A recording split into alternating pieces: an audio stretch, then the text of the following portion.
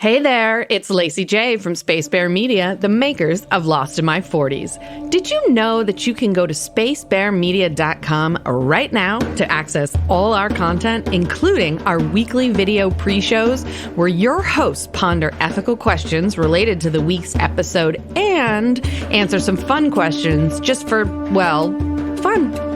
Speaking of fun, if you have it, thanks to our content, please consider rating or reviewing Lost in My 40s on your favorite app, or recommend us to a friend who loves Lost.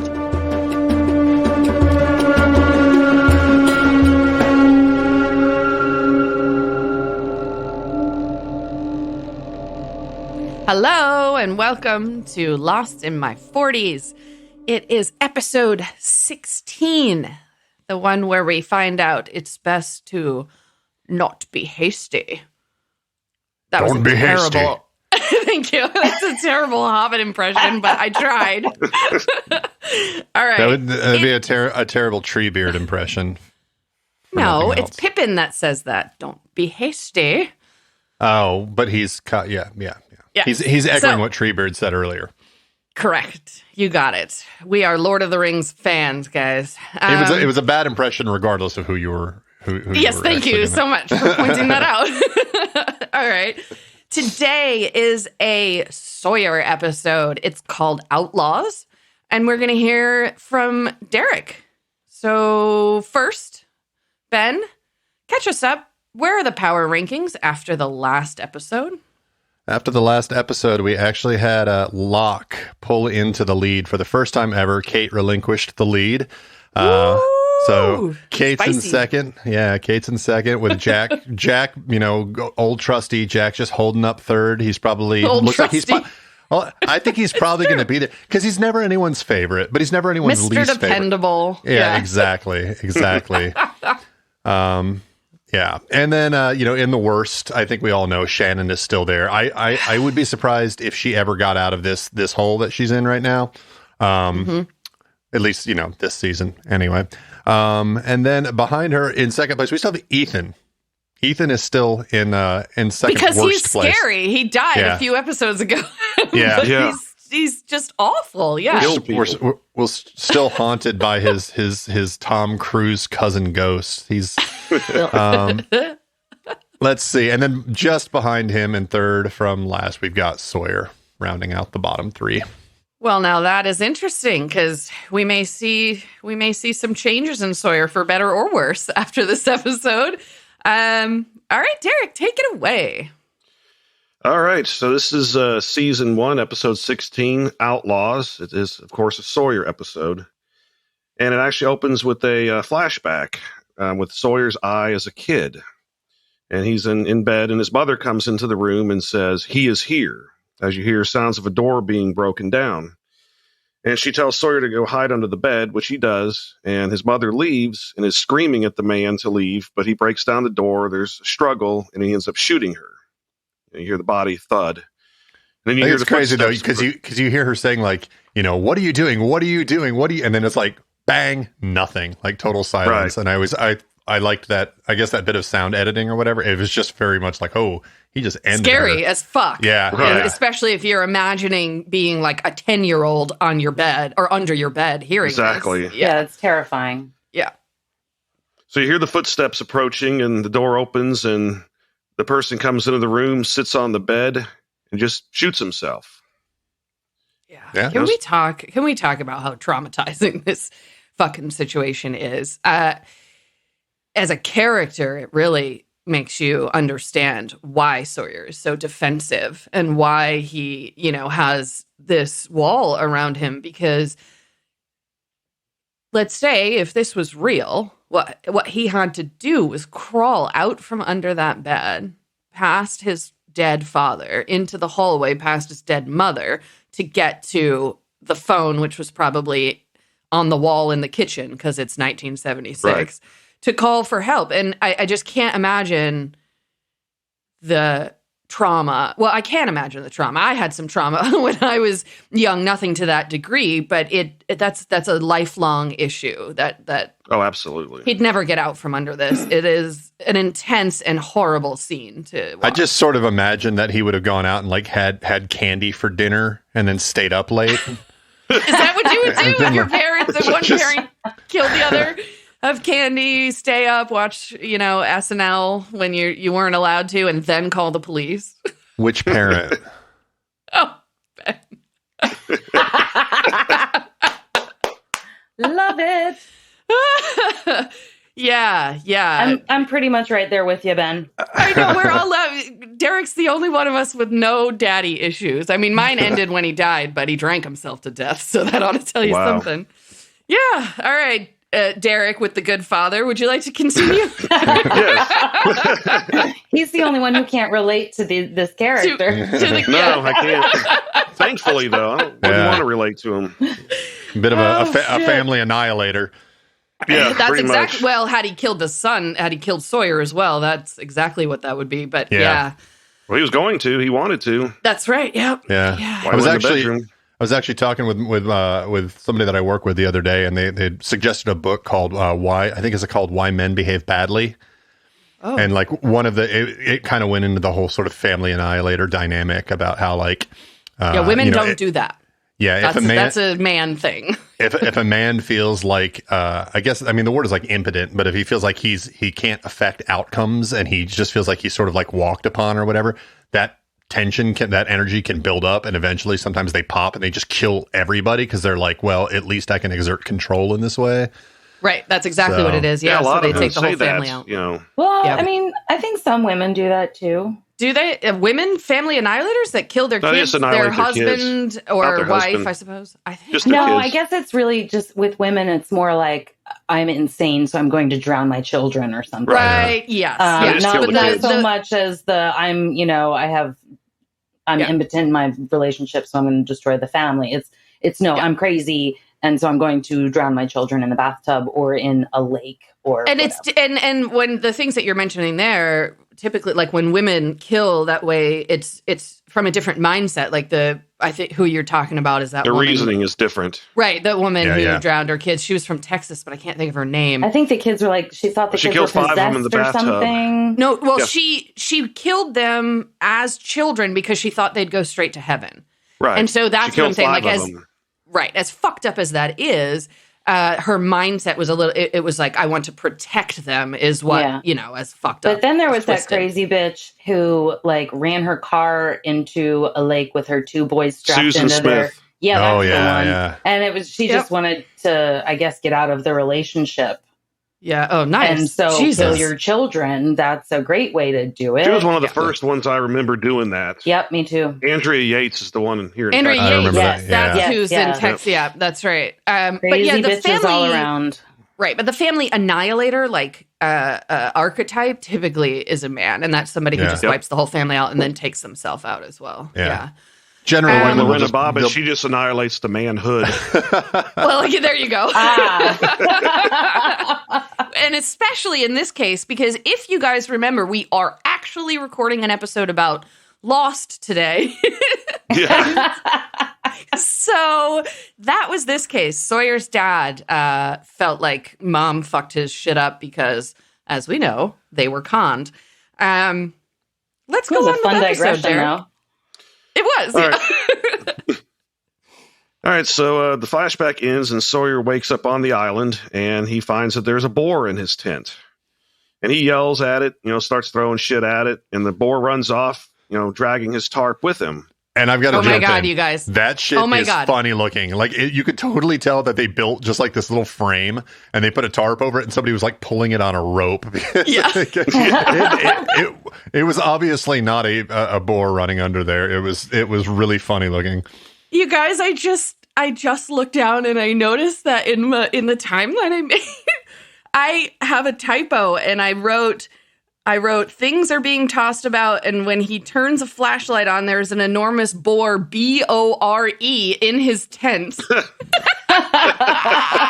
it's like it's Jack. Like, Oh. I was thinking of the Family Guy character. What's his name? Buzz Killington. Buzz Killington.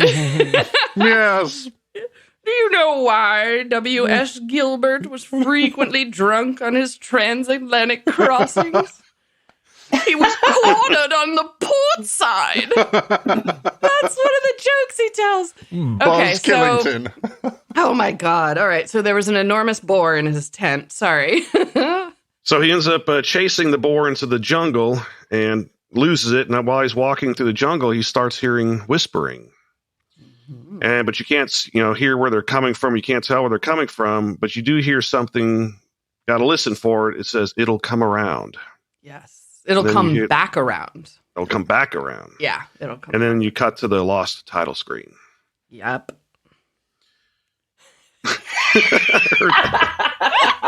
Yeah, just like that. So it's the next morning, which is day 30, and Sawyer's cleaning up his tent, and Saeed comes over to give him a little grief about the boar. I love this exchange so much. Saying that he Oh thought my the boar God. had vacated the area. His little smile. Oh, Saeed's so smile. Just, Are you enjoying this? Yes. So good. Yep, so Sawyer does ask if Saeed is enjoying himself, to which he replies yes, and then Sawyer calls him Mohammed. Yeah, of course. Jesus, Sawyer. So then Saeed's leaving, and Sawyer stops him and asks him, "What did you hear in the jungle?" And Saeed says, "Whispering." And then Sawyer asks him, "Well, what did the whispering say?" And Saeed asked him back, "Well, what did you hear?" And then Sawyer just says, "Forget it." Nothing. I didn't hear nothing. Now, Yeah. I think this may have been in that exchange. This may have been the first time Sawyer actually called him Saeed. I'm not sure. But like as Saeed was walking away. I think as he was leaving, he did. And he says, Hey, Saeed. Yeah, that's it's the first time he wasn't calling him like Omar North Tower or whatever the fuck else he called him throughout this episode. Right. Throughout Al this series. Jazeera. Al Jazeera. Al Jazeera. Yeah. Did he call him Osama bin Laden? Which is Al Jazeera is a network, not a person. Yeah. Al Jarreau is a person. We are all over the place today. Jesus Christ. Well, I haven't eaten yet, and I did just open a Twisted Tea, so. Damn. Oh, all okay. right. Here Boy, we go. East Coast living. Yeah. Oh, boy. All right. So we go to the second flashback of the episode, and Sawyer's with a woman, and they're in a hotel room, and they're about to get busy. But then they're rudely interrupted by some guy that's just kind of lurking on the wall. It's like, how did he get in the room? It makes it sound like he's like stuck to it. It's like Jeff Goldblum. Just Yeah. Oh, yeah. Now, They're there's a looking against the reference wall. you're not going to get unless you're our age or older. Great movie. Youngins, Google The Fly. Brundlefly. I wonder when they're going to remake that. Seems like They shouldn't. They shouldn't remake a lot of movies, will. but I'm surprised it hasn't been redone. Yeah, But I think Hollywood will find a way. Find a way. Right. Oh shit! All right, tell us about Sawyer Hibbs. sees the guy and calls him by his name, which his name is Hibbs. Stupid name. Yep. Anybody And he recognize sends this guy? yeah. The actor?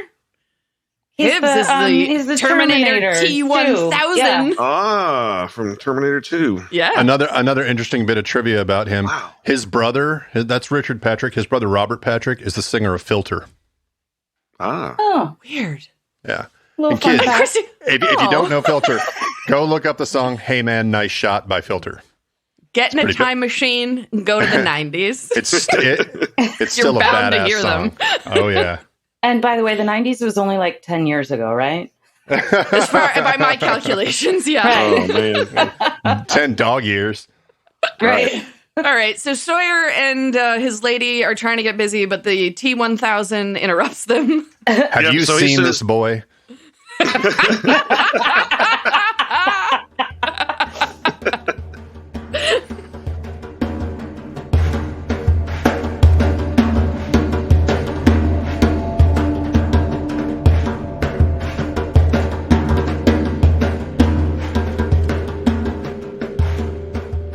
So he sends his lady friend downstairs to the bar, and Hibbs pulls out a manila folder and says it contains information on the person who ruined his life. And he says he's going to give it to him to make up for what he did at the Tampa job. Not sure what the Tampa job was. So Sawyer just slams Hibbs up against the same wall that he was lurking against earlier, saying that he would kill him if he ever saw him again, to which Hibbs replies, "You aren't the killing type." The Hibbs then, goes into the story of how he got this information. He has an associate that he heard a man bragging about conning a woman, and the husband ended up killing her and then committing suicide. Hibbs says he goes by the name Frank Duncan and runs a shrimp truck in Australia. No, it's Duckett. Duckett. Yeah. Duckett? Not Duncan? Okay. Duckett. And doesn't really matter. But right. He runs a shrimp truck. Yeah, it's an alias anyway. Yeah. But he used to go by the name Frank Sawyer. Dun, dun, So I've got a bit of a plot hole here. So Hibbs is obviously, we know, is setting this guy up to go kill this other guy that owes him money. Hey, and even though he says he's not the killing type. We've all seen the show. Wow. Okay. We've all seen the show. Okay. But then the guy that he hires to do it, who said he was going to kill him before, he says he's not the killing type. So he's kind of playing with fire here right now. Oh, that's a really good point. If he was the killing type, he might have just killed him right there and then gone and banged his lady friend. But yeah. But I guess that also it answers why he had to con the con man, because otherwise he wouldn't just go kill him. I think maybe that's what he means. Yeah, could be. But that's a good point. All right. So we're back on the island, and we're with Jack and Kate, and they're locking the guns back up, and they have all of them except for one, which of course Sawyer still has. Kate, tells Jack she said she'll get it from him because she speaks his language. But Jack Can we talk about her, Kate and her purple tank top in this scene? Oh. And her rosy little cheeks. God. Yes. Yeah, she was looking really, really good in this episode. Yeah, I mean, purple's my favorite color, and you just drape it over her, and it's like perfect in every way. That's all. That's it. Just wanted to go there for a sec. So Jack tells her that he doesn't want Kate to owe Sawyer anything. So back at the caves, Charlie is trying to build something or take something apart. You can't really tell. And Claire comes over and tells him that she has been having dreams and memories that he is in. Which, if I was Charlie, I'd be really excited about hearing that. You're not going to knock her up. Do you up. remember me? Tell me, in the dream, was I a bloody rock god or what? I'm a bloody rock god. So she wants to go for a walk, but Charlie says no. It's actually sad. It's a sad scene. Like you can tell that he is not the same, Charlie that we've all kind of fallen in love with up in these first 30 days. What the hell was he building? Island days or whatever. I don't know. I actually rewound it and see if I could figure it out. I couldn't. Yeah, the thing that he had in his hand that he was supposedly working on something, but I did the same thing. I rewound it a couple times. I'm like, what the hell is that? I don't think you ever see it again. No. Was he making shoes, guys? Was he cobbling? You know what? Cobbling? I would certainly hope so, since nobody else has taken up the mantle yet.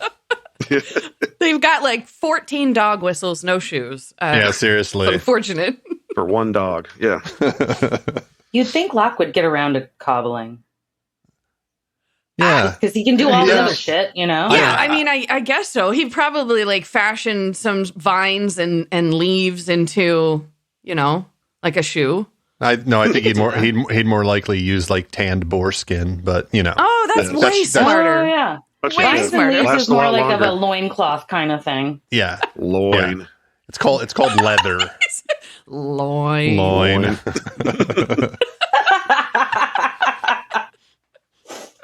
Oh, shit. All right. Okay, so we cut to the jungle, and it's Sawyer, and he's walking, and he finds his tarp, finally leaning against a tree. So he picks it up, and he's walking back to the beach, and he starts hearing the whispers again, including the "it'll come back around." It'll come back around. So he hears the boar, and he turns around, and it charges him, so Sawyer takes off running. The boar hits him from behind and knocks him down into a big, nice puddle of mud, and it runs off. was a great scene. Survival thing. If something's bum rushing you like that and it's a 4-legged animal, you're not going to outrun it, even if it's a pig. No. Right? Up a tree. If it's coming at you, go laterally. Yeah. Yeah, zigzag. Don't run. I mean, I know you're supposed to no. zigzag from like a crocodile or something. Just if it's coming at you, run on a diagonal. I hate to like change the subject for a second, but I've been listening to a podcast about the DC sniper. Yeah, I know. And You told me. Literally told us to run in a Serpentine. zigzag pattern if we were trying to like go into a store from a parking lot or whatever. Oh, I remember when that was going on. Yeah. That's Oh, wow. what they You were. had to come up to my wedding. Yes, yeah, that's right. Christy got married outdoor during the DC sniper. Oh my god! To be fair, it wasn't like. To be fair, it wasn't like outdoor. Like it was at the festival. Yeah, it was at the Ren Fest. Which the Renaissance sniper Festival was not inside the Ren Fest, so I'm sure sniper bullets could have still hit you. If I was a sniper, I'd go to a festival and full of crazy white people. If you're going into the Renaissance Festival, you wouldn't so much be using a sniper rifle. You'd probably be hitting people with crossbow bolts. Yeah. I mean, that's fair. Yeah. Right. So, listeners, you got it. Zigzag. Just run zigzag. Serpentine. Really. Serpentine. Remember fucking, what's his name from Game of Thrones? Rickon? Oh, yeah. Don't do that. When somebody's shooting arrows at you, don't run zigzag, in a straight line. I know. Yeah. All he had to do was go slightly, like 2 degrees to the left or right. He would have been fine. He would have survived that show. But no. He had to run with that stupid look on his face in a straight line. Damn it. You know, some of those Stark kids were just not long for this world because some of them weren't too bright. No. Well, all right. So, All right, we're back to Sawyer in a puddle. Yep. So then it cuts to Sawyer in his tent, and Kate finds him in there packing up a backpack to go hunt the boar. He said this boar is harassing him, to which he replies that boars don't do that. And Sawyer replies, this boar did. It's personal.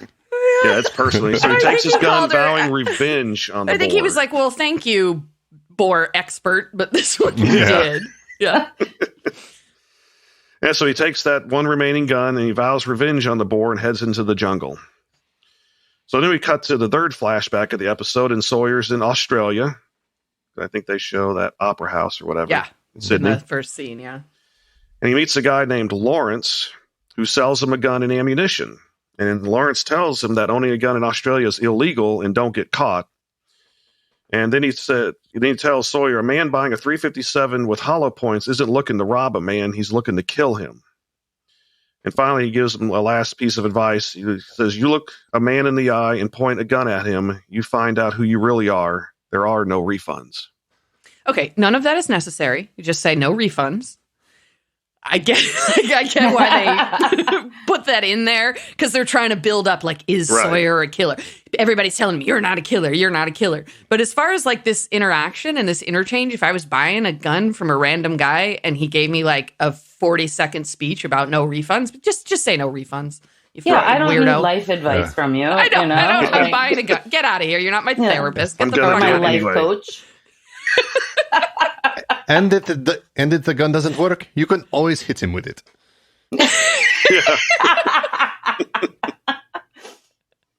Oh, shit. All right. So we're back on the island, and Charlie and Hurley are burying Ethan. And I noticed in that scene, it looked like he was still breathing. You could see his chest moving. Really? Yes. I was like, oh, they're burying a guy that's not dead. Yeah, I'm fairly certain. Yeah, he probably was breathing because, it's not an actual body. Exactly. It probably wasn't even a person under there, to be honest. It's not like they brought the guy in to like, hey, can you sit under this tarp? The guy's like, you know what my daily rate is? I'm getting paid for a full day's work, even if I'm laying under a fucking tarp. I am related to Tom Cruise, and you will pay me to lay here like a lump. So Charlie tells Hurley he killed Ethan and should bury him, in which Hurley jokes about Ethan getting up. It'd be like the zombie apocalypse, but that Hurley would get caught first because he is heavy. Rule one, and- cardio. And he said that he's heavy and gets leg cramps. Yeah. But we learn later he is spry. Yes, we do. You really only have to be faster than one person, Yeah. If that person is a zombie. Yeah. Yes. But I get Hurley's point. No, you got to be faster than the one person that they're going to catch. Yeah, Right. exactly. And Oh, then that you're good. person. Yeah. Yeah. Okay. Yep. Yeah. But I understand Hurley's point. Like, you really don't know what is going to happen next on this island. And somebody it's just getting up and crazy being a fucking zombie. Magic Island. Right. It's not out of the realm. Wouldn't be Right. surprising. And did you guys notice during this scene, there was one specific shot that looked completely out of place? No. If you rewatch the episode, they do this one shot that I swear to God, they must have done it in post or something, because you see them standing there and it's like a kind of a lower angle shot, which is sort of not all that common in the show anyway, but the coloring is completely different than every other shot. Oh, in the how scene. weird. It's like really blue and it doesn't look like any other shot in the show. So, Well, should we write a letter or something? Like a I formal don't think it complaint? matters anymore. Oh, Yeah. all right. It's been a bit. I'll write him a letter. I'll just send him something that says F. All right. To what is it? J.J. Abrams and Lindelof or something. David Yeah, yeah. Lindelof and Yeah. Carlton Cuse wrote most of it. Oh, okay. J.J. Abrams was the producer. Okay. I don't knew he think was he involved act- somehow. Yeah, I don't think he wrote it. It Damien Lindelof and Carlton Cuse were the two. Well, whoever main writers. edited it clearly fucked up, according to Ben. Seriously. So. Seriously. according Shitty editing. to Ben. All right. Yeah. All right, Yeah, so then what Hurley happens asks next? Charlie. Hurley then asks Charlie if he's okay, but he doesn't respond and keeps digging. So Hurley ends up going to Saeed and asks him about Charlie. And I think he said, "Did you have like Gulf War syndrome or something like that?" Yeah. No, that was the other side. Right. God. It's like everybody forgets that he's an actual Iraqi. Right. Yeah. So anyway. And so Saeed says he probably has PTSD and that he will talk to Charlie about it. He's such a nice guy. Yeah. Saeed's Yes. really he's supportive of the people there and their Yes. situation. Yeah. You got to be careful with PTSD. I mean, there's only so many antibiotics on that island. Not STDs. Yeah, it has S, T, and D in it, just not in that order. Jesus. All right, so Sawyer, we cut to the Sawyer in the jungle, and he's trying to track the boar when Kate arrives to let him know that he's probably tracking Locke, and he has no idea what he is doing. So she offers her tracking services in exchange for carte blanche with his stash. And so he agrees, and then we cut to Kate and Sawyer at a campfire, and it's nighttime. And he is drinking from an airplane bottle of some kind of vodka, and Kate asks him for some. And he calls her sassafras. Yeah. Sassafras. Sassafras. All right, sassafras. Good job. All right, sassafras. He's just plumbing the depths of nicknames now. Like he's just Yes. going to start making fucking words up in the next couple episodes.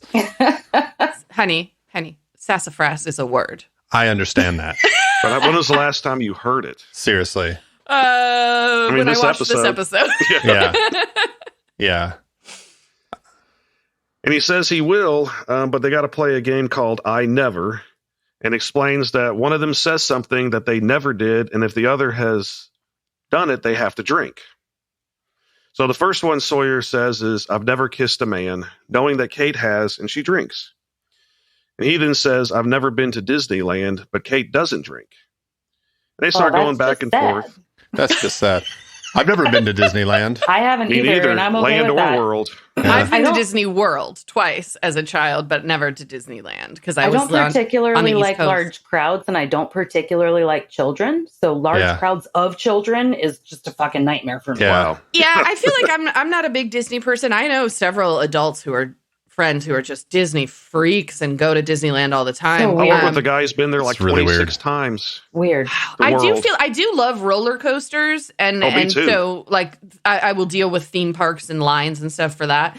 But I don't have a super desire to go to Disney, although I wouldn't mind exploring their Star Wars world and their Harry Potter world. Yeah, And I could Epcot do would that. be cool too. I think that would be cool. I would go to those sort of like immersive kind of But it's in experiences. Florida, and Well, yeah, Florida's there's just that. all kinds of fucked up right now. A lot of COVID. I think they're leaving Yeah, the no, nation. I'm not going there. I just Yeah, mean they I'd are. be open to those adventures. Well, but, and so yeah. many news stories start Florida man. did Yes. this Well, yeah. fucked up thing." All the most Yeah. screwed up- Remember that Casey Anthony crazy Yeah. bitch from there? Oh, another bitch who killed her kid. Yeah, Jesus yeah. Well, She that could go is never clubbing, yeah. proven. Right. She was found not Allegedly. guilty. Yeah. She and OJ. Yeah, Not guilty, sure. Okay. Yeah. right. Sure. Yeah. Well, we got anyways. another one we can throw on that pile with Bill Cosby. Yeah, he's Pudding. Well, now pop. you fucking made us all sad. pudding. I don't want to think about that. I'm putting my pudding pop where I shouldn't. Jesus Christ. That was my awful Bill Cosby impression. I Yeah, could probably it was do it bad, better, but I got you know. headphones on, and I'm not very good at impressions with headphones. Is that a thing? I guess so. I just can't do. I can't do it nearly as well. Okay, so I never. All right, so then Kate says she never wears pink, but Sawyer drinks because he has. I think he said it was an '80s thing. Miami Vice, man. That's great. And Sawyer says he's never voted Democrat, and Kate says she's never voted, so Sawyer drinks. Then he says he's never been in love, and Kate drinks, and then says she has never had a one-night stand, which of course Sawyer has to drink to. And didn't she say something like tip it up or take a big sip or Yeah. yeah Basically, finish it. yeah. Yeah, and he's like, "Do I have to drink one for all of them?" Like, You need some more bottles here. right. So then Sawyer says he's never been married, and Kate drinks, saying it didn't last long. I think she took like a little sip. Yeah, a tiny one. Yep.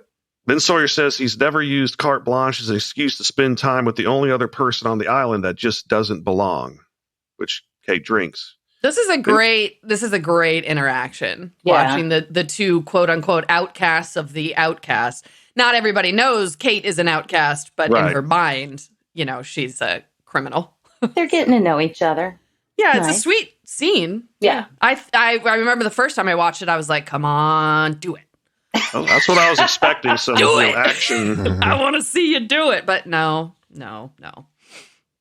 So then Kate hits him back with, "I've never carried a letter around for 20 years because I can't get over my baggage." This was so And he cruel. drinks and responds. Yeah, it was bad. Rawr. Jesus Christ.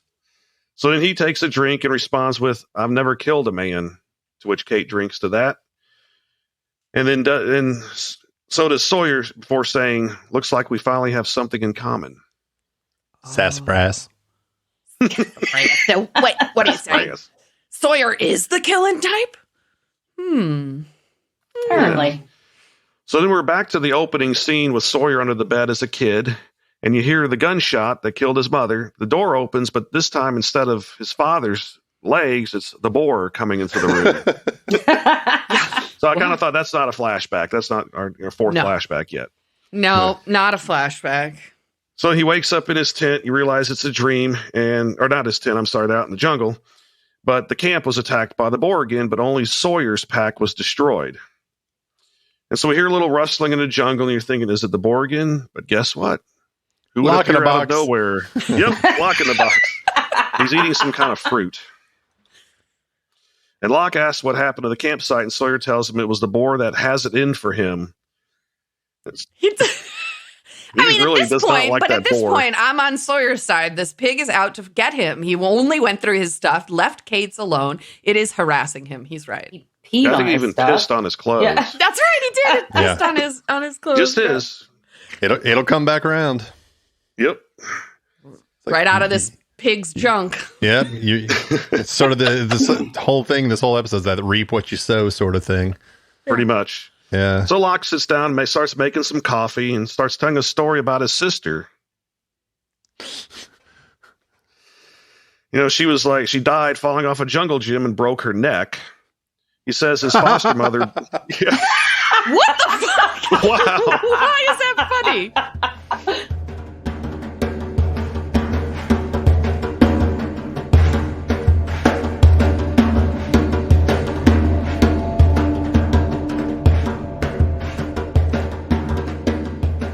Hey, Ben. Yeah, babe.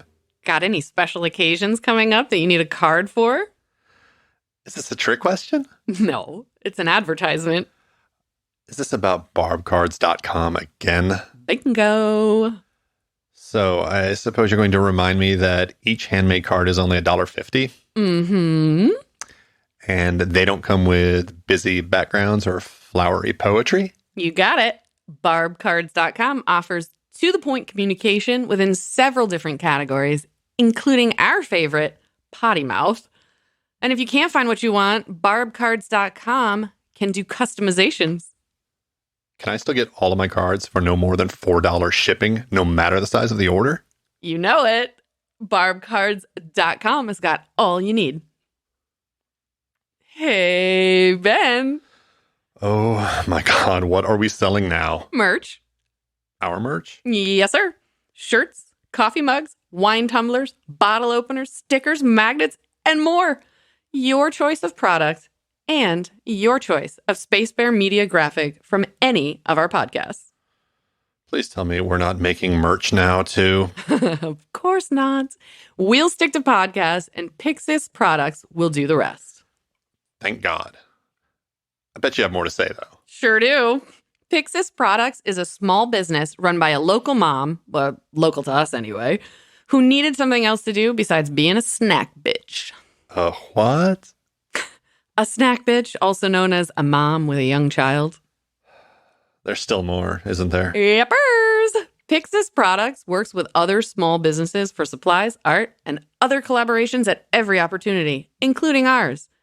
In fact, Pixis Products even gave Space Bear Media our own storefront on their site. You can find us at shopspacebear.com. Say what? You heard me. Go to shopspacebear.com and buy something.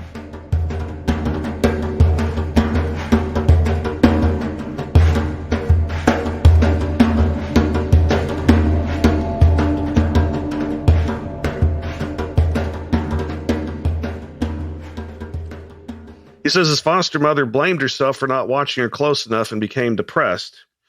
Then he goes on and says about 6 months after the funeral, a golden retriever comes into their house and just started staying with them in the sister's room for 5 years until the mother passed, and then the dog just left. So Kate asks if the dog was his sister, and Locke replies, well, that would be silly. So funny. That's what I was going to think Locke was going to say. Well, we thought it was my sister, but no, I know, that'd they be silly. set you up. They set you up to think that. And the way that he says it, like, no, that would be silly. Like, you fucking idiot. It's a fucking dog. It's just a fucking dog. Oh, my God. But he says his foster mother believed that it was his sister coming back to say it's okay to absolve her for failing to watch her close enough. So then at this point, we are starting to wonder, well, okay, so who's the bore? Obviously, this is what we're finding out. Somebody is here to have a confrontation with Sawyer, and they are in pig form. All right, so now we go to the fourth flashback of the episode, and Sawyer is at a shrimp truck that Hibbs had mentioned earlier and goes to order some shrimp. I think they call them prawns there. Can we just talk about how this shrimp truck is out in the middle of fucking nowhere in the desert in Australia? I noticed that too. Where the hell is he getting shrimp? And not in no way would I eat shrimp from a truck in the middle of the desert. Yeah. Not even on the Barbie? Oh. Well, yeah, but not in the desert. So the man gives him a choice of shrimp in mild sauce or shrimp in hot sauce. But Sawyer kind of zones out for a few seconds until he finally orders it with the hot sauce. And he has his gun out and he's cocking it while the shrimp are being cooked. And the man asks Sawyer where he's from, and he says Tennessee, to which the man replies, those southern women. Creep tastic. Yes, exactly. I figured that would kind of trigger Sawyer a little bit. I thought Sawyer would have a better answer for like, hot sauce or mild sauce. He'd be like, right, medium sauce, Hoss. Because he's all, I mean, this moment is this in his mind. I finally got the guy that his whole life since his parents' death. Right, responsible for my trauma, basically. So I can't imagine he'd be in the joking mood. I just think some sort of cheeky one-liner would have been appreciated there. Or at least give the guy a nickname, Should we Should we write a letter? Yes. Okay. After all this, Ben's going to be writing a novel to them. I am. I could Here have done this. are all the Hey, guys, corrections. I could have done this show way better than you did. Oh my God.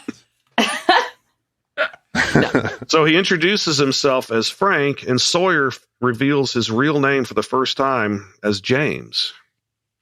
Have we not heard it as James I up until don't remember it. I don't think so. Well, all right. I didn't So the realize shrimp that. and the hot sauce are ready, but Sawyer's gone. So we cut to him in a bar, and he's slamming some shots. And he orders another one, and the bartender questions him. And you hear another drunk sitting at the bar talking about how Australians think that Americans can't hold their liquor. Americans It's a can't hold their familiar liquor. voice. Yes. And the man turns, and you see it is Christian, Jack's father. It is. Dun, He said he dun. lost This is his the wallet. first time. This is the first time that we see two characters appear in a flashback other than Sun and Jin, who are Incorrect. connected. Incorrect. Really? Okay. Remember Sawyer in the Boone was in police the police station when station? Boone was there. Yeah. I said interact. There was They an did not interaction there. interact. Okay. Okay. Oh my fucking God. It's the first time they talk to each other. Ben, write a letter. We always interact. It's called quantum entanglement. You know what? Derek, go ahead. So Christian says he lost his wallet, so Sawyer orders him another drink.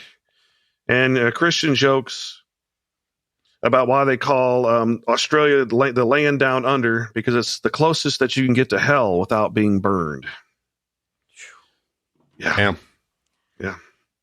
Which is, where he is mentally, I guess. Yeah. He felt the need to physically put himself where he felt like he Well, was. I mean, eventually- that was what, 2004.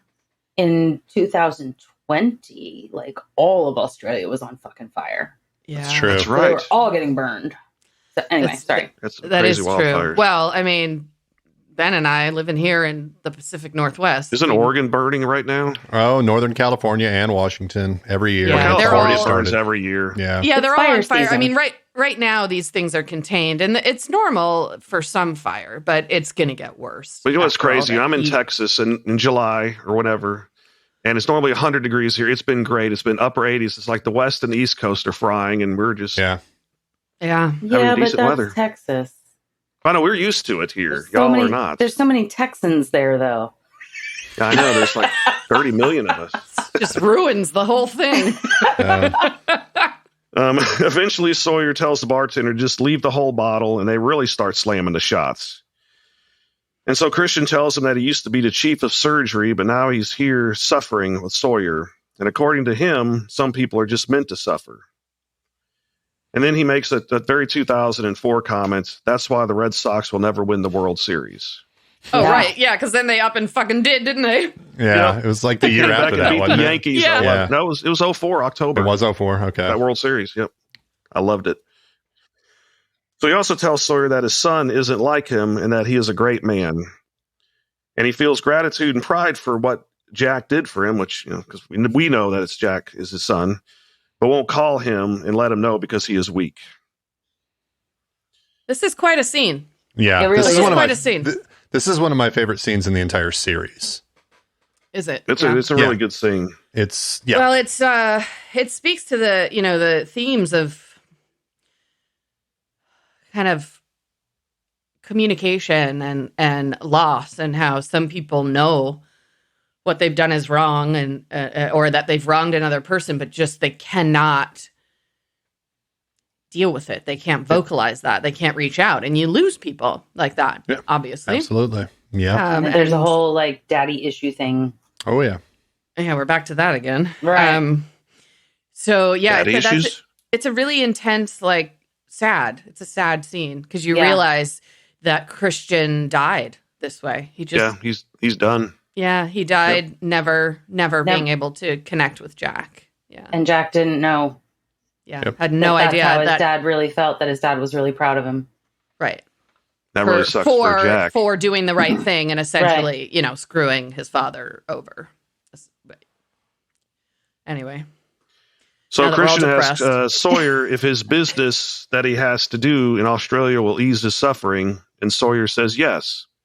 And then Christian goes, well, what are you doing here?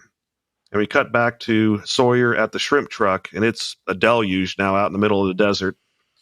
And he gets out of his car with his gun. Yeah, so basically, Christian Shepherd inadvertently talks Sawyer into killing this guy. Yeah. Yep. He's like, if you came here to do something, you should do it, or you are going to end up like me. And Suffering.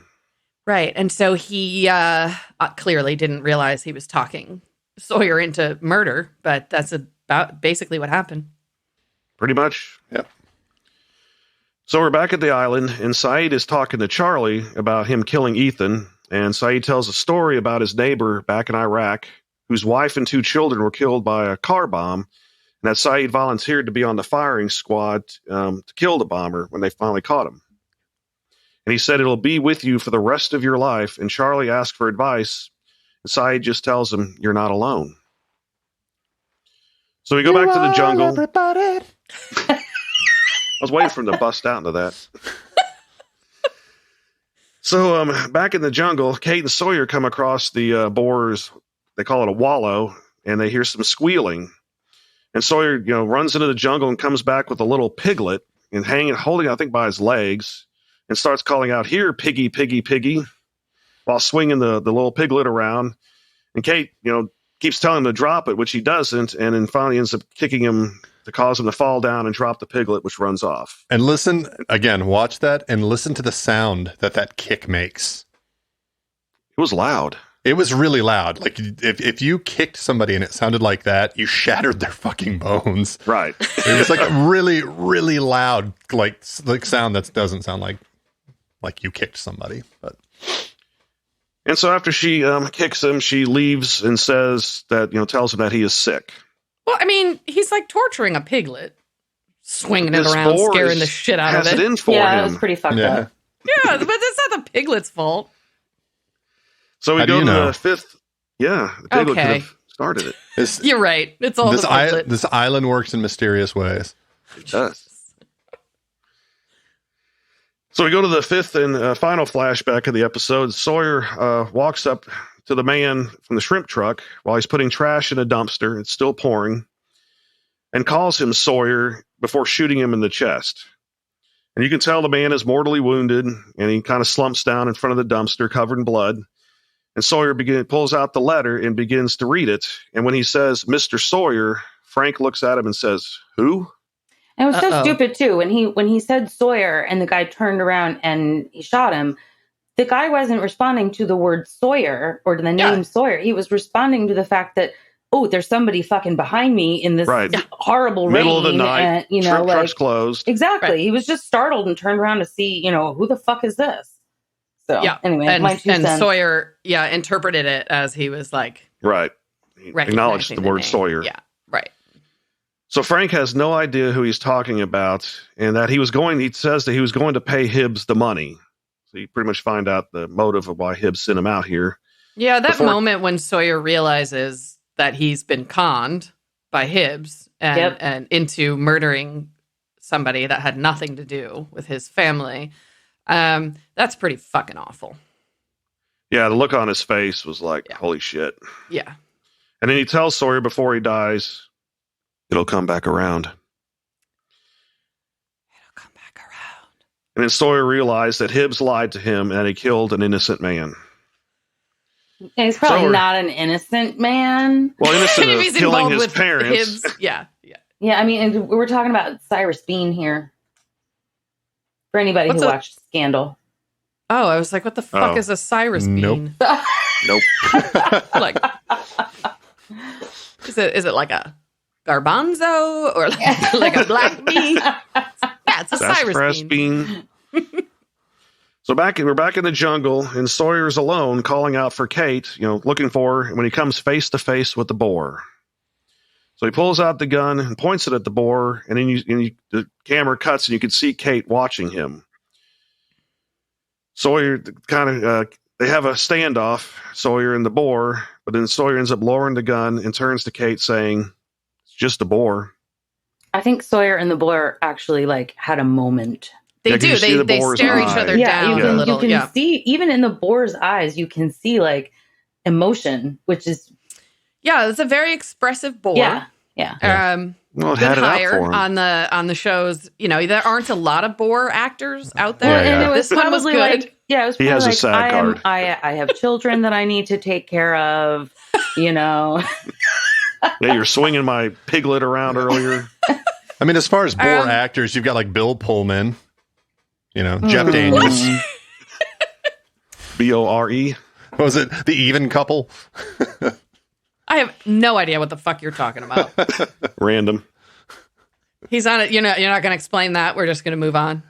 Oh, no. I think it was another Family Guy reference where they were talking about like Jeff Daniels and Bill Pullman in The Even Couple. And they're all just like very vanilla and like sitting on the couch. Yes, I do remember that. I do remember that as well. Yeah. That's rare. You pull out a Family Guy reference. I don't get right away. Yeah, well. I don't know. That's fine. Every once in a That's why while. we're married. Keep me on my toes. I've actually made up my own Family Guy references, things that never happened. But when I'm like watching something else, I'm like, oh my God, I can totally see Family Guy doing a parody Doing of this, yeah, like especially the Great British Bake Off. I can just really see that. If anybody knows, what's his name? Seth? What's his name? MacFarlane. Yeah, that one. If anybody knows, then yeah, tell them that they tell should him do, it's Great British comedy Bake Off. gold. Absolutely, should totally do a parody of that with Family Guy. Anyway, You should write a letter. We're going to be writing a lot of letters today. Yeah. Okay, but back to the show. I mean, this moment that you're talking about, Christy, where he's got the staring of the pig, and yeah, you can. The way I interpreted it, what the show wants you to know is that Frank was the pig, and this was some moment of absolution. Is that the right word? redemption. Yes. Redemption You or absolve absolution. someone? Yes. Absolution. It is Okay. absolution. Shanks. Absolutely.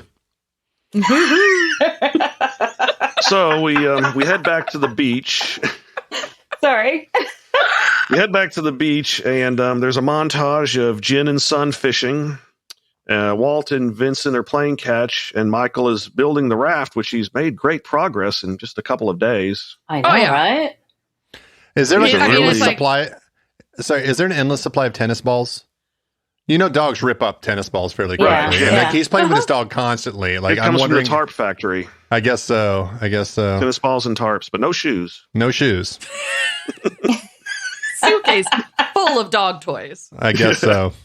I mean, realistically, there could have been. He was taking the dog From a to rich another country to guy, live. Yeah, they might have You know- stole the dog's toys too. Boone likes playing tennis. We know that, so maybe it was in his stuff. He got some, bought some Yeah, tennis there we balls go. from the country Yeah. club. Yeah, it's good thinking. Yeah. So then Charlie walks over to Claire and asks, he was ready to take that walk, and they leave together. Yeah, Yes. they're cute. So back in the jungle, Jack is chopping some wood, and Sawyer approaches him from behind and tells him to stick him up, and points the gun at Jack. Yeah, Yeah, such what a are you doing? fucking What are you douchebag doing? thing. Terrible gun Gun technique. safety. You don't Yeah. point a gun at somebody as a joke, Sawyer. Yeah, No. unless you With your actually finger are on the going- trigger. Yeah, Right. yeah. Yeah, that's poor gun safety. Absolutely. So he just said he was just trying to be funny and gives the gun back to Jack, calling him Sheriff. And so Jack asks, what did Kate do to get him to get the gun? And Sawyer replies, nothing she wasn't willing to part with. Oh, he's just trying to get at Jack Yep. there. Yeah, he's 'Cause, so gross. Absolutely. Of course. I mean, against my wishes, they did not have sex, but he is sure going to make Jack think that they Oh, did. yeah. yeah. He's going to be like, my dick's wetter than yours. I would have loved. I would have loved it if it. I would have loved it. It's just like, I just got a level with you, Doc. I face fucked her. Jesus Christ. Oh, sorry. Oh, Ugh. shit. So Nah, Jack that's all replies, I can picture. I need to cool down a little. Whew, okay. All right. all right. So Jack replies with, that's why the Red Sox will never win the series. What? That's right. Oh. It'll come back around. Nice. You everybody. Sorry, I'm sorry. So Sawyer asks Jack if his dad was a doctor like him, and he says yes, but he is dead now. You know what he says though, actually, is was your daddy a doctor too? A daddy, yeah. I cannot take it when adults refer to their fathers as daddy. Yeah. Stop it. Yeah. I just call him dad. Yeah, I never said dad when I was a kid. Yeah, but adult. That's my point. My Yeah. daddy. Yeah, it's so redneck. Who's your daddy? My Now, daddy. I do actually still call my mother mommy or mama. That's a lot. okay. Yeah. No, That's something okay. about a grown man using the word daddy that just gets at me. Yeah, okay. Okay, Yeah. cool. What about when he says, "Who's your daddy"? Well, Ew. you know, that's a little bit different. It's a little different. It's, no, So then, no. No, Ew. Chris, no, Ew. no, ew.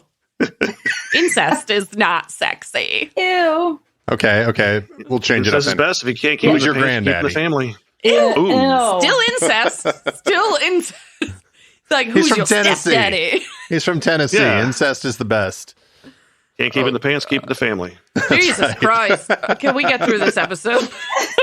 Name the whole family can enjoy. Boone and Shannon would really enjoy this conversation. Oh yeah. Oh, yeah. Yeah.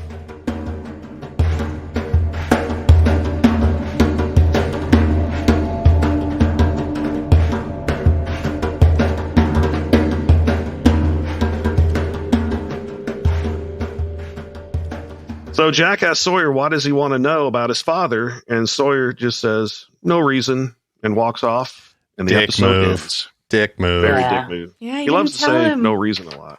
He didn't tell him. That disappointed me. That was a Yeah, I was disappointment very in disappointed Sawyer. in that. You should have told him. Yeah. that that's something that he needs to hear. No, he's holding Yep. on to that. That's Like that's- everything else. it's currency.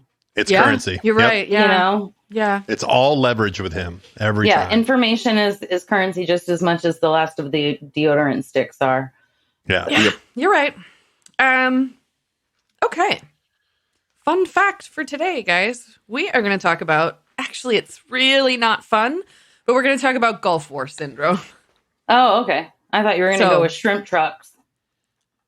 What the fuck is there to talk about shrimp trucks? Or boars. Well, Yeah, There's- I don't know. shrimp stew, shrimp soup, shrimp Oh, and look what you potatoes, did. Look what you fucking did, Christy. fried shrimp, boiled shrimp, broiled shrimp. Shrimp and grits. More? Is there more? That's about it. Okay. Oh, so Gulf War syndrome is a widely used term that basically encompasses a lot of unexplained illnesses, but 250,000 of our roughly 700,000 veterans who served in the first Gulf War in 1991. So it's not the Gulf War Not the that- second Gulf War. That's that the we were original talking one. about with Saeed, Yeah. but yeah. And yes, so that is a lot. So the main symptoms of Gulf War syndrome are fatigue, musculoskeletal pain in the body, cognitive issues, skin rashes, and diarrhea. Sounds like That getting sounds older fun. to me. Well, That was 30 years ago, too. Yeah, it was. yeah. So possible I mean, I causes. already have a lot of those symptoms. That's what I'm myself, saying. so- That's just That's old what age, yeah. But when a third of our troops come back complaining of all of these symptoms at the same time, it became, the all-encompassing Gulf War syndrome. Yeah. But Yeah. there are possible causes. And the thing about this is people who have this could have any of these causes or none of these causes. We don't really know. But there are some suspicions. One would be chemical warfare agents, particularly nerve gas, Yep. which we knew Saddam Hussein was super excited about using. They Used it them on his the own Kurds. people, the Oh, Kurds. yeah. Yeah, exactly.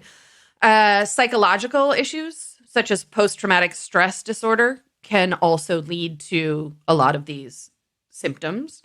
And other chemical agents, not those deployed by Saddam Hussein, but things like smoke from the oil wells, which we set on fire, pesticides, depleted uranium, or exposures to solvents are things that doctors have. It's kind of like Agent Orange in the causes. Vietnam War. Yeah. Similar thing. Yeah, that killed You a know- lot, gave a lot of people brain tumors. Yep. The depleted uranium was actually what was used. The attack craft called Warthogs, A-10s. They have A-10s, giant. those They have a badass. giant gun on the bottom of them. It's actually called a GAU-30. It's a 30 caliber like Vulcan cannon, basically, and they use it to shred tanks. Like you can usually use a gun and kill everyone in a tank with this thing. And the reason they are able to do that is because instead of like steel or lead or whatever, they use depleted uranium for the shells because it's so heavy. And when it's moving at that velocity, you can defeat armor with basically very small rounds comparatively. So While you're poisoning everything around you. yeah, because what doesn't go through the tank just goes into the ground and into the sand or whatever, and they just sit there, and then it's bad news. Jesus. So there's no specific treatment for Gulf War syndrome, but one of the things that is often used is cognitive behavioral therapy, which is actually something I've been through. It's a type of psychotherapy that tries to change negative thought patterns. I went through it for depression because when you are depressed or have Gulf War syndrome, a lot of that is all kind of related. What happens is you get into these cycles of thoughts where it's like, I'm worthless, I hate myself, I'm this is wrong with me, and that is wrong with me. And when you get into those kind of thoughts, that's what can eventually and often lead to suicide, because you just keep talking yourself down. And so what the psychotherapy does is teaches you to use your voice differently, where if you hear that voice that starts to tell you that, you're bad or you're awful or whatever, you just argue with it. and you just say, nope, that's not true. No, that's not true. Nope. And then you try to replace it with positive thoughts of, I am worth something. And if you can train yourself to think a certain way, the idea is that that it will eventually change your behavior. And so that's how that works, and often used in Gulf War syndrome. So, Very informative. oh, well, thank you. Let's talk about moments. How about Christy? Best and worst moments of the show. The best moment was right at the beginning when Sawyer asked Saeed if he was enjoying it, referring to the boar stealing his tarp. And Saeed just said yes with that smile. It's so He good. looks so giddy. Yeah. I absolutely loved that. He's been waiting moment. for that moment. The worst moment was when Sawyer realized that, he killed the wrong guy and he got conned by Hibbs. Yeah. So that was my worst moment as well. When you see it on his face that he realizes, oh, fuck. That's heartbreaking. My best moment was hearing Christian admit that Jack was right to turn him in. Oh, yeah, that one was great, too. Yep. Yeah, because, Jack's not getting that validation, but I was feeling it for him, where it was like, oh, okay, he was actually proud of him for doing the right thing. That was a big moment for me. Maybe hate him a lot less. Yeah, what were your best and worst, Derek? My best was when Sawyer decides not to kill the boar. Okay. And he kind of realizes, what's going on. And the worst moment was, when he kills Frank and realizes he was tricked by Hibbs and he killed the wrong man. Just the look on his face was just like devastating. Yeah. Ben? My best moment and worst moment were actually the same, and it's the one where they're in the bar and Christian says, what I feel is pride and gratitude, and then Sawyer asks him, why don't you just call him? And he says, because I am weak. And I thought that was one of my just favorite scenes of the entire series. Another best moment, though, was just the pig in the tarp when they're like pulling the thing along. Dragging it across the camp. Yeah. I watched that like 10 times over and over, and I just kept there's no way laughing. there was anything running underneath Whatever of the that prop tarp. was It was that they being used. dragged, across the ground. I mean, maybe they got William Mappa there, that Tom Cruise's cousin, to do that as well. He had like 2 tarp rolls in the show. They're like, get down and run like a pig. He's like, oh God, I'm still getting my daily rate. Right. What about your power rankings, Ben? Who are your best and worst characters, and who'd you want to fucking kill? My favorite character was Kate in this one. I thought she was just solid throughout, and she looked great, rosy cheeks and all that. Just really really nice. Purple tank top. Yes. Yeah. My second favorite character in this one was actually the boar. See, the worst character was Hibbs, and for fucking kill, I'd fuck Kate because she again just like she's quite fuckable in this one, and I'd kill Hibbs. Okay, Christy, how about you? So my favorite was Kate. This was a great episode for her. My bottom was Hibbs. That one's easy. And then I would fuck Kate because she was looking particularly good in this episode, and I would kill Hibbs. Oh, dude, all right. We're dead on with that one so far. Yeah. Derek, how about you? Oh, same thing. I definitely, Kate was the best character in this episode, and Hibbs was the worst. And I'd fuck Kate and kill Hibbs. There you go. Right. So I had Hurley as the best character. Oh, it wasn't a sweep. I did. I know. Kate. I have Kate in my best characters because reminding the listeners, we do have top 3 and bottom 3. Hurley's in my top 3 too, though. Yeah, we just don't make you sit through them, but you can find them on the Facebook page. Yeah. So I said Hurley because of the way that he realized that he wasn't equipped to help his friend Charlie, and so he went to Saeed to find the help that Charlie needed, and I thought that was really great. My worst character is actually Sawyer, and I want to say why. I understand that he has been through a horrific trauma, but that's not an excuse to let yourself be manipulated into murdering someone. So yeah, he was in my bottom 3 as well. So so that's where I was. I killed Hibbs as well. That's definitely a sweep. I had initially had that I was going to fuck Kate because of that purple tank top, but then Ben said something about Sawyer face fucking her, and it got me really turned on. So I'm going to have a threesome with Kate and Sawyer. Okay, just changing that at the last minute. All right. Alrighty. Yeah. So. I changed that right now, Ben, so you can see your new total there. And I want to point out, I believe this is the first time in the power rankings where the character that the show was based on was nobody's first choice. Yeah. For best character? You mean? Because I chose him for worst. Oh, interesting. Right. Yeah. And every other episode, I believe that at least one person chose whoever the title character was as their favorite. And this one, absolutely nobody. Yeah, well, he murdered somebody that had nothing to do with him. Exactly. Yeah, I mean, it's pretty bad. Yeah. Okay. In fact, I think this may be the first time that somebody has gone down in the rankings after their show. After their show, really? Even Boone's episode? I mean, he fucked his sister. Yeah. Oh, you know what? No, I take that. I feel like he went. You're right. No, I think Boone actually did get a little bit of love. Shannon took the brunt of most of that. Okay, well, she was the manipulator. All right, so can you update us? What are the rankings now? Did stuff change? Actually, the jockeying for first place, Kate pulled back in front of Locke. Locke is still in second, and Jack, old reliable, in third place. We also had some movement in the bottom 3. Shannon is still dead ass last, but then we had Sawyer moved into second worst. After this episode, supplanting Ethan, who was previously there. And so Ethan's he's number 3 now? Is that? He's third worst. Third worst, yep. All right. Well, thank you very much for that. Yep. Let's talk about final impressions of the episode. Christy, what do you think?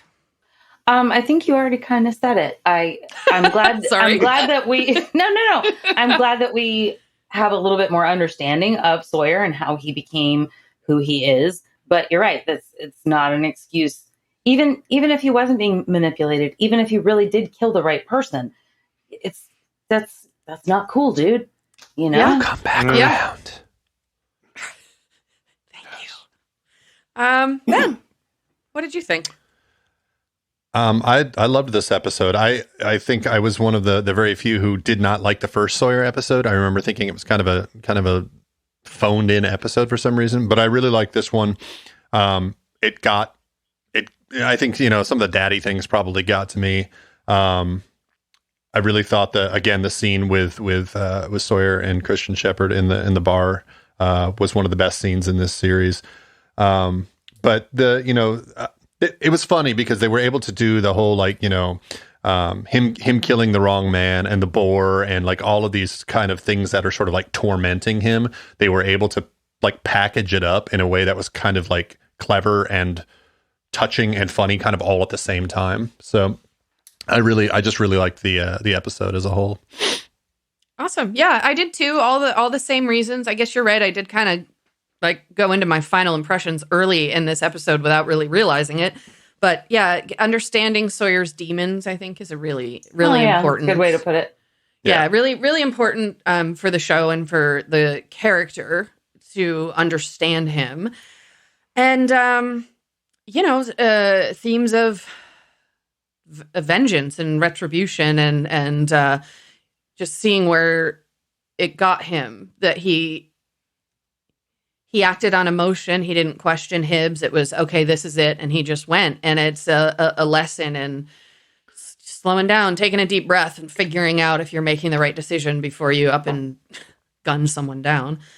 I like the episode. I think it really furthers the plot and the characters. And as always, we will finish with Derek, your impressions and your questions.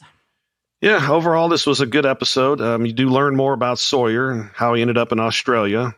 And it really was sad that he was tricked and killed the wrong man. And it's actually bad for him in two ways. One, an innocent man died. And the other is Sawyer still doesn't have closure on his parents' deaths. Right. Yeah. And it's also good he didn't kill the boar. I'm glad about that. And I did like the interaction in the bar as well. That was good with Jack's father. So my biggest question, there really wasn't too many as far as the island's concerned. I pretty much just was going to ask, was the boar really Frank? Of course not. That'd be silly. Yeah. Thanks, Locke.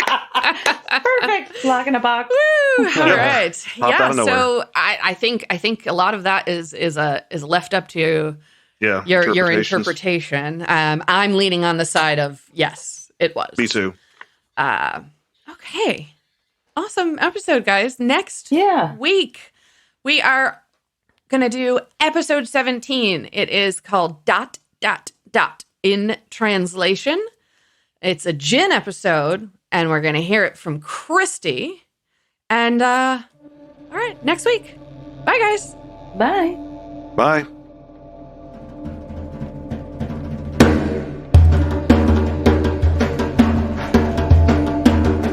Lost in My 40s is a Space Bear Media production. Executive produced and edited by me, Lacy J. Sound engineering, editing, and original music by Benjamin Trim. Like and follow Lost in My 40s on Facebook to interact with your hosts. Plus, follow Space Bear Media on YouTube to watch our episode pre-shows. You can also find us at SpaceBear_media on Instagram and Twitter.